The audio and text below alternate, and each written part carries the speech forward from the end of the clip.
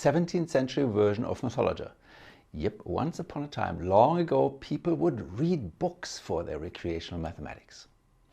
Published in 1626, Rahasia is a collection of fun maths problems devised by some Jesuit priests while organizing their annual open days. Who would have thought they had open days way back then? Anyway, just like some famous and infamous maths videos, Rahasia went viral. More than 70 editions and translations appeared over the next century. It's a cool book, but I have a special reason for introducing it to you today. Towards the end of Rahasia, we find the first ever recorded instance of the mega famous pigeonhole principle, a very simple and yet incredibly powerful proof technique. What I want to do today is to explain to you the pigeonhole principle and to present my top 7 favorite applications of pigeon-based mathematics. I'll start with a very famous and very hairy example from that dusty book over there. Then we'll have a problem with pigeons on a sphere, a pigeon-powered explanation of recurring decimals, some party maths, a very twisty property of the Rubik's Cube, a puzzler from the 1972 International Mathematical Olympiad, and finally, what some people consider to be the best mathematical card trick of all time. Lots of fun aha moments ahead, promise.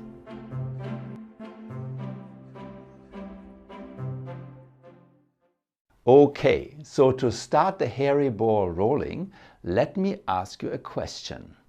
Are there any hair doppelgangers in Australia? Strange, huh? In other words, are there 2 Australians who have exactly the same number of body hairs?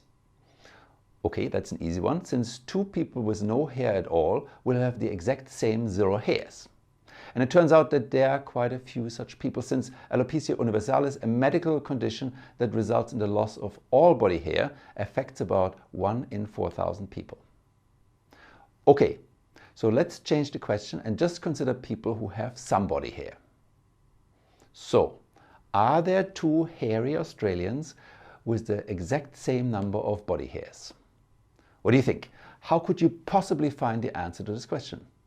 Well, ask everybody in Australia to stand still while one by one we count all their hairs?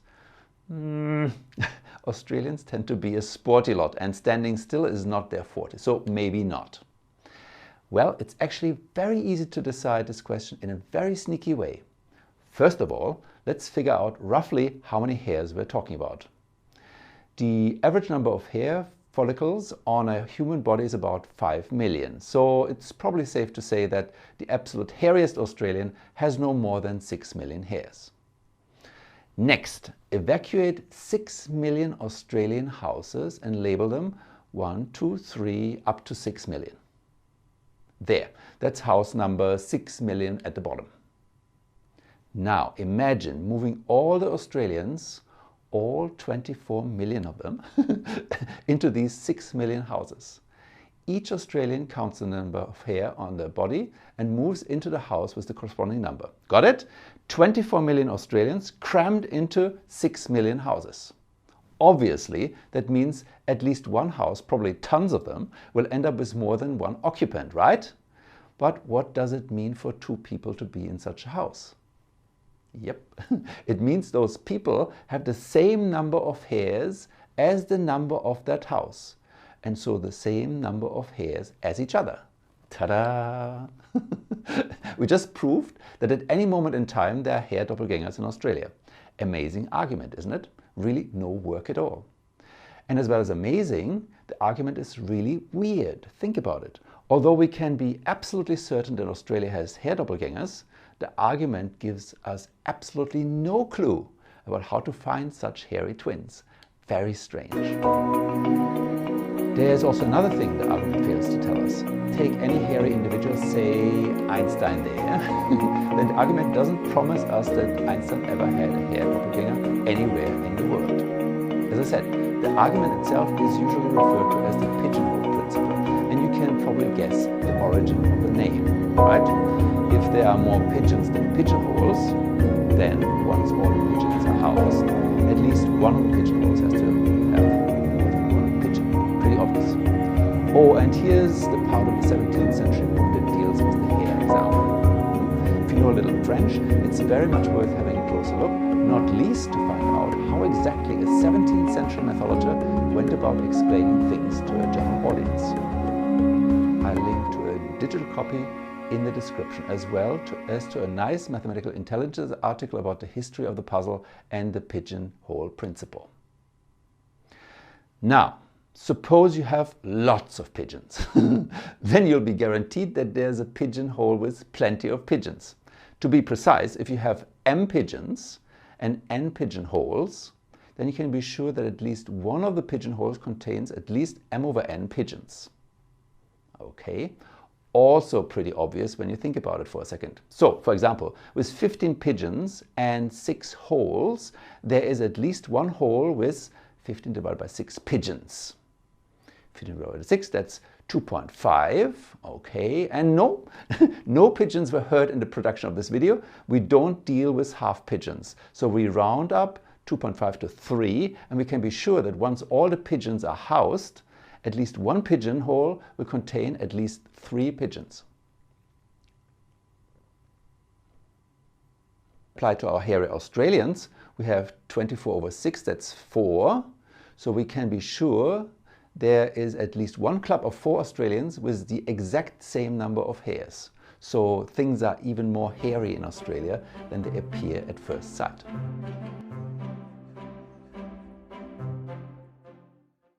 Okay, let's suppose you have 5 pigeon friends scattered around the globe. Can you find a hemisphere containing 3 of the pigeons? Yep, that's easy, right? 2 hemispheres, north and south, and 5 pigeons, so one of the hemispheres contains at least 3 pigeons. True, some of those pigeons may be on the equator, but you can also easily avoid that. Just find a tilted equator that is a great circle which misses all 5 pigeons. Then one of the tilted hemispheres created by that equator will contain 3 pigeons. But now a tricky one. If you don't mind including a great circle in a hemisphere, you can always arrange to have 4 of the 5 pigeons in one hemisphere. Really? That doesn't sound right, does it? Here's how you do it. Take any 2 of your pigeon friends. Then you can definitely find a tilted equator that contains both pigeons. That leaves 3 pigeons, and so one of the 2 hemispheres will contain 2 of these pigeons. Plus the 2 on the equator, and you have 4 pigeons in a hemisphere. Cool, huh? An easy challenge for you. Say you upgraded to 7 pigeon friends roaming the globe. How many can you guarantee to be contained in some hemisphere plus its tilted equator? Leave your answers in the comments.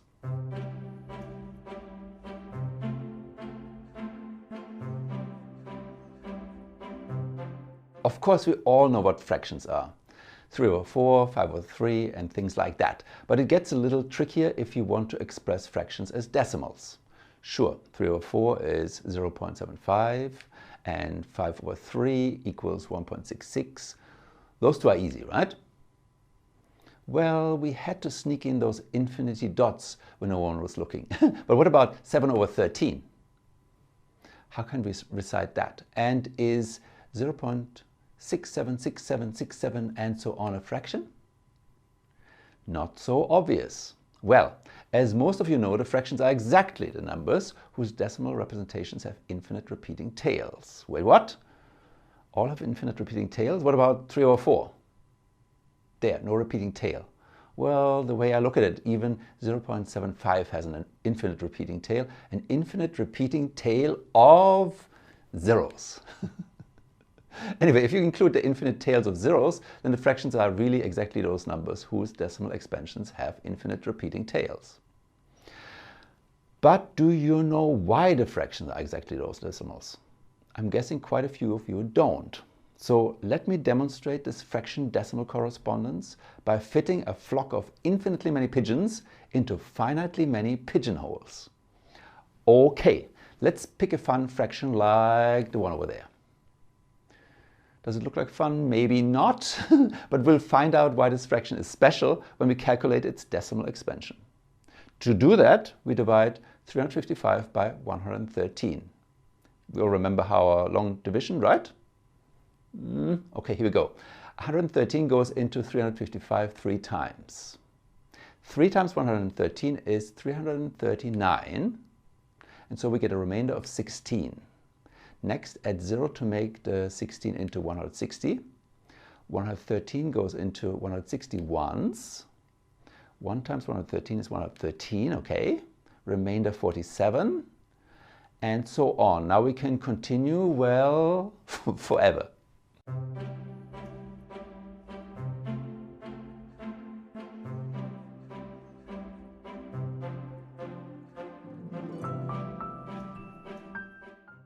Okay, so the process is never ending, and as part of the process we will generate infinitely many of the yellow remainders. These yellow remainders are infinitely many pigeons. And what are the pigeonholes? Well, notice that there are only finitely many values those yellow remainders can be, namely the 113 possible remainders after division by 113. So, what does the pigeonhole principle now give us? It promises that at some point of this division process we must come across one of these remainders a second time. But as soon as this happens, the whole division process will repeat. We'll have entered into a loop which produces the same sequence of digits over and over. And that promises 355 over 113 can be expressed as a repeating decimal. And why is our fun fraction so fun? Well, the decimal looks a little familiar, right? At least at the beginning. In fact, 355 over 113 is a very famous, very good fraction approximation of pi using relatively small numbers. Its decimal expansion coincides with that of pi up to this point. And what about the repeating tail of this fraction? It turns out that the repeating part is as big as can be, namely 112 digits long, corresponding to the 112 non-zero remainders of 113. All pretty easy, right? Of course, there was nothing special about a fraction for this argument. The same argument shows that every fraction can be written as an infinite decimal with a repeating tail. The argument also tells us how long this tail can be. Okay, but what about the other half of this fraction decimal correspondence? We use pigeons to prove that every fraction is a repeating decimal, but why is every repeating decimal a fraction? Be honest, do you know why? Well, if you don't know and you'd like to know, you can get a mountain-size hint from my video on why 9.9999 and so on is equal to 10. And of course, look to the comments for a discussion. Oh, and just in case you have not spotted it yet, here is a little extra, very memorable, fun feature of the fraction in our example.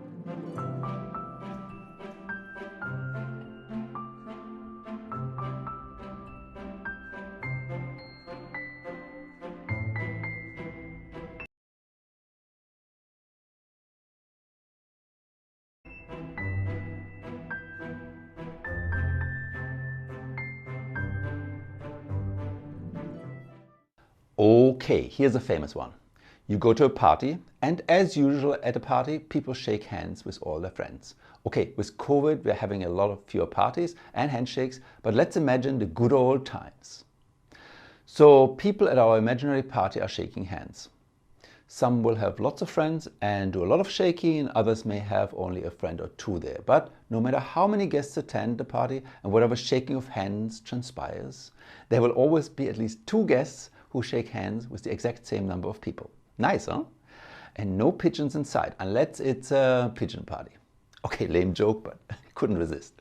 Let's see how this works. Suppose there's 7 guests at a party. The exact number doesn't matter. Well, it should be more than 1 guest, okay? Now, when 2 guests shake hands, we record this with a line connecting the 2 guests. So once all hands have been shaken, we'll end up with a picture like this. One very unpopular guy down there. Anyway, see, there are also those 2 guys there. They each shake hands with 5 other people. And the question is, how can we be sure that this will always happen, that there will always be such handshake twins? Well, let's focus on just one of the guests. What's possible in terms of handshakes? Well, if everybody hates this guy, maybe a gatecrasher, then nobody will want to shake hands with him. But if this guy is not a complete outcast, then he might shake hands with 1 other person, or with 2, 3, 4, 5, or 6 other people. The 6 here is the maximum, corresponding to a popular guy who shakes with everybody else at the party. So 0 to 6, that's 7 different possible numbers of handshakes, and there are 7 guests, and so the pigeonhole principle tells us absolutely nothing. Not yet anyway. With 7 guests and 7 possible numbers of shakes, we're going to have to work a little harder. But here's a nifty insight. If there's an unpopular guy, 0, then there also cannot be super popular guys, right?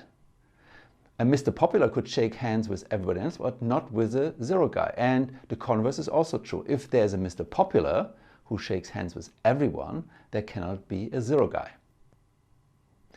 This means that the possible handshake numbers at our party are either 0 to 5 or 1 to 6. So at any specific 7-guest party, there are only 6 possible handshake numbers.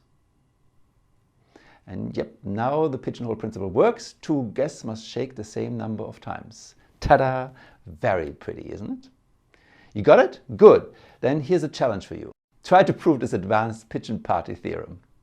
At any party with 6 people, at least one of the following handshaking scenarios will manifest. First scenario. There are 3 people who shake hands with each other, like this. Second scenario. There are 3 people, none of whom shake hands with each other. And as in the case of the party over there, both scenarios can occur at the same time. This pigeon party theorem is the starting point for something called Ramsey theory. Very interesting and very powerful stuff. Check it out.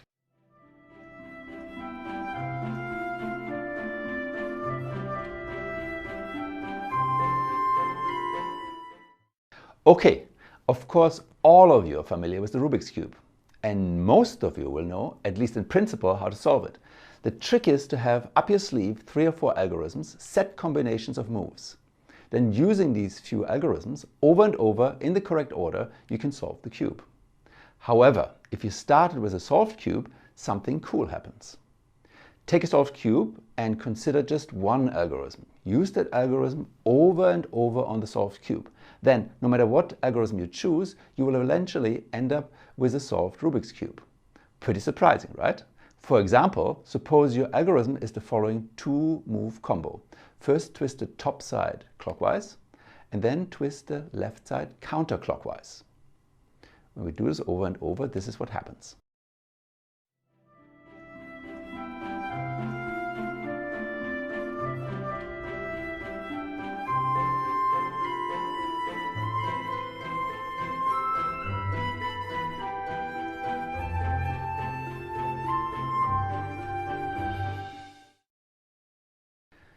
Works.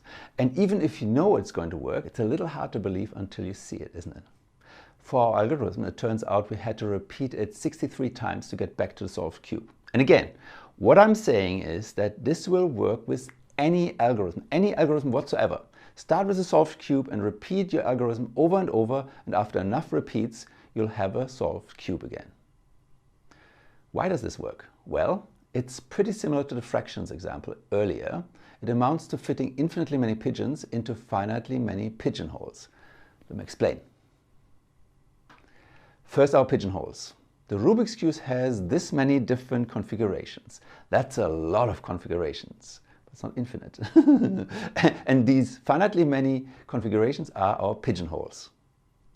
Let those dots over there stand for the different holes, the possible configurations of the cube. In particular, there is one special blue dot. The blue dot stands for the solved cube. We're starting with the solved cube, which means we start out at the blue dot. Now perform the algorithm that moves us to some new configuration. Repeat and you get to yet another configuration, and so on. Now the important observation to make is that this process goes on forever. And the forever here stands for the infinitely many pigeons. But there are only finitely many states, and those finitely many states are the pigeonholes. This means that eventually you have to come across a state that you've already visited on your journey. Now there are 2 possibilities. Either you get back to solved, or you re-enter the path at a different state. Of course, if that were to happen, you'd never get back to solved because you would now forever and ever travel on this loop. So what I'm claiming is that this later joining cannot happen. And why not? Because that would mean that there are two different configurations that our algorithm would move to the orange spot.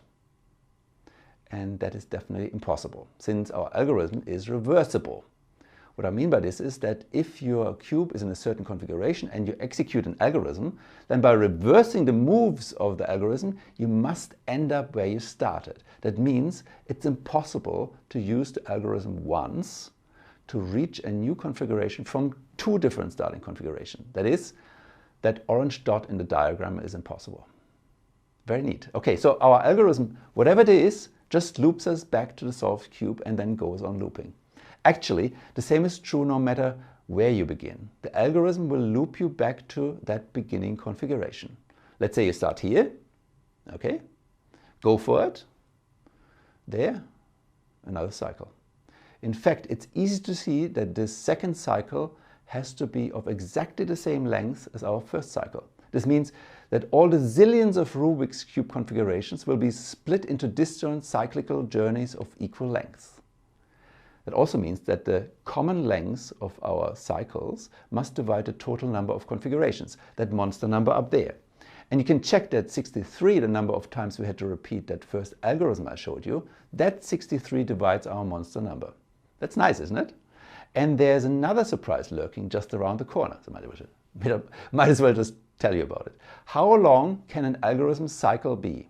Well, there are lots and lots and lots of really huge numbers that divide the monster up there. So you might expect really huge cycles as well. But nope, no matter how complicated your algorithm, it turns out that its cycle length can be no greater than a relatively tiny 1260. Challenge for you. Suppose your algorithm is right side clockwise, top side clockwise, left side clockwise, and also bottom side clockwise. How long is the cycle of this algorithm? How do you like this stuff so far? Well, 2 more chapters to go. Our penultimate puzzle is a very nice problem from the 1972 International Mathematical Olympiad. Serious stuff. Start with all the 2-digit numbers. Pick any 10 of them. Then the maths Olympians were supposed to show that no matter the 10 numbers picked, there would always be 2 collections of these numbers with no overlap and with exactly the same sum.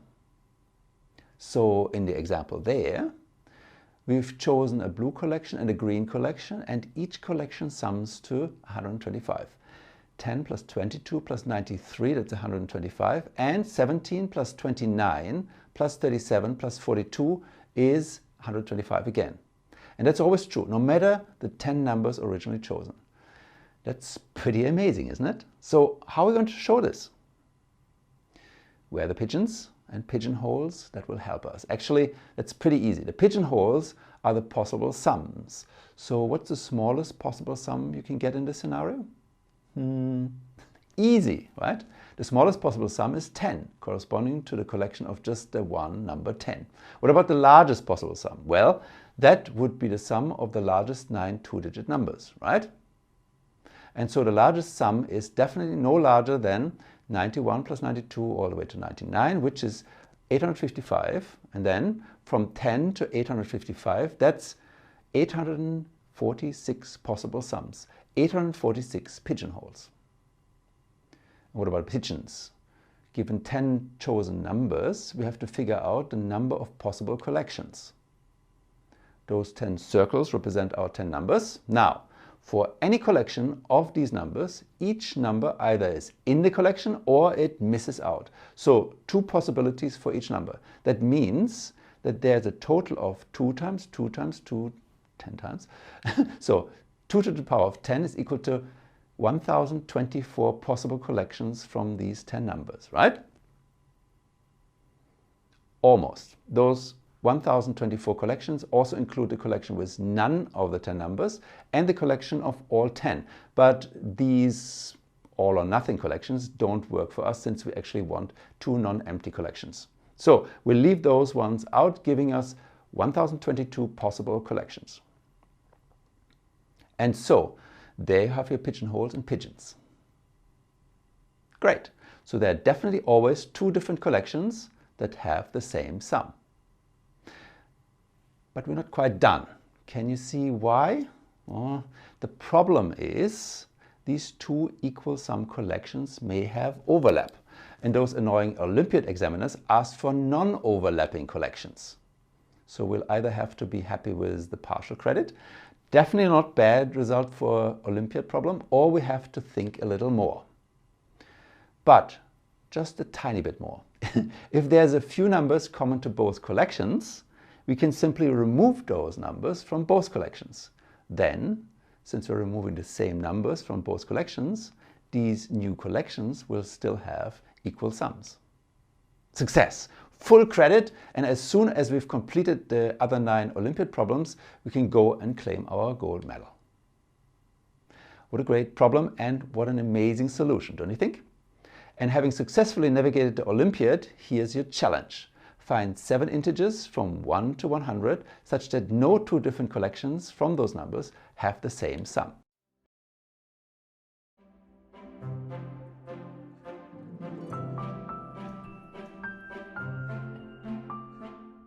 Now, for the grand finale, I want to show you a famous pigeon-powered card trick. Here's how it goes. A volunteer chooses 5 cards from a standard deck and gives them to me. I look at them. Then I choose 4 of the 5 cards. Choose, choose, choose, choose. Okay. Now I pass the 4 cards to an assistant. Okay, that's Marty, of course. He looks at the cards and after a moment's consideration announces what the 5th card is. Pretty amazing, right? And there's no stacked deck, no sleight of hand, just pigeons. Want to know how this works? Of course you do. Okay, so here's an example. Suppose the volunteer hands me these 5 cards. Then I'll keep the 10 of spades, arrange the remaining cards like this, and show them to my assistant. Before you watch the rest of the video, it's really worth you trying to figure out for yourselves how exactly the order of those 4 cards tells my friend what the remaining 5th card is. So maybe pause the video and see what you can figure out. Okay, you're back? Figured it out? No? Well, for those still puzzled, here's how the trick works. There are 5 cards, but only 4 suits. So our pigeons tell us that there must be at least 2 cards of one suit. Focus on 2 such cards. In this example, there's no choice and I have to think about the 2 spades.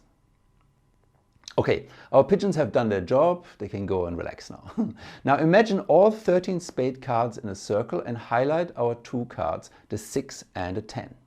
There. How far are our cards apart on the circle? Well, starting from 6 and moving the clockwise direction, we count 1, 2, 3, 4. Okay, 4 steps. Starting from 10, we have 1, 2, 3, 4, 5, 6, 7, 8, 9. We take the smaller of the 2 walks to be the distance between the 2 cards. So in our case, the distance is 4. And notice, since there are 13 cards in a suit, the distance between any 2 cards will be at most 6.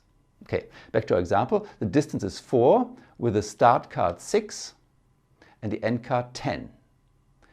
The end card is the card we keep, the card that our assistant will have to guess. And the start card is the first of the 4 cards that we show to our assistant. Okay, our assistant sees the 6 of spades and he knows that we began by looking at 2 cards of the same suit. So he knows the 5th mystery card must also be a spade. But which one? What remains for me to do is to communicate that the mystery card is 4 steps away from the starting 6 on the table. But since we have 3 more cards to play with, that turns out to be easy. There are 6 possible distances we might need to signal, and there are 6 possible orderings of the 3 cards. Kind of a just enough pigeonhole principle. Here are the details.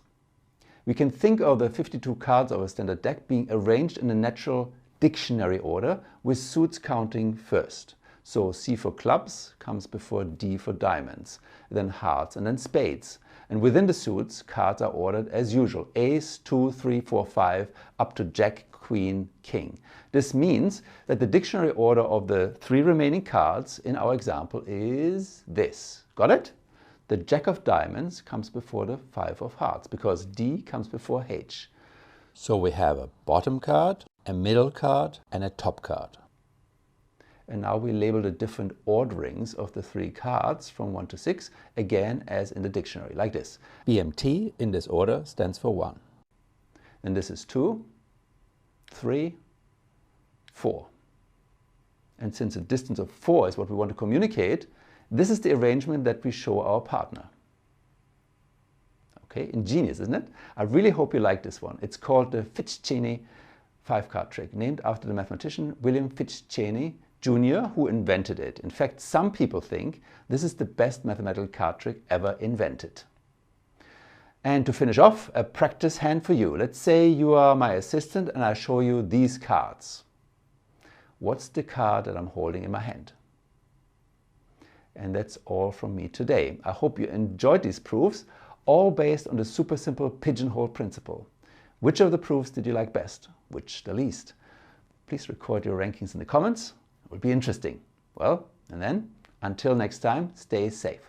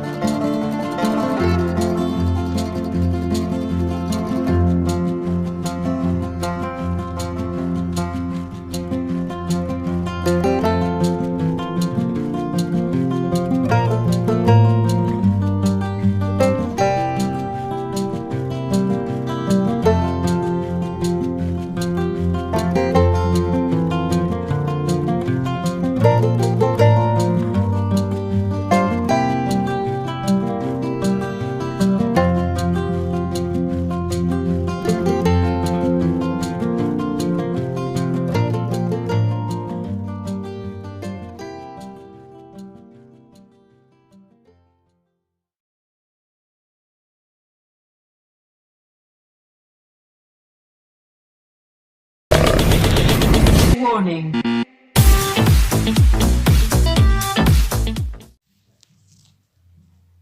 Sekarang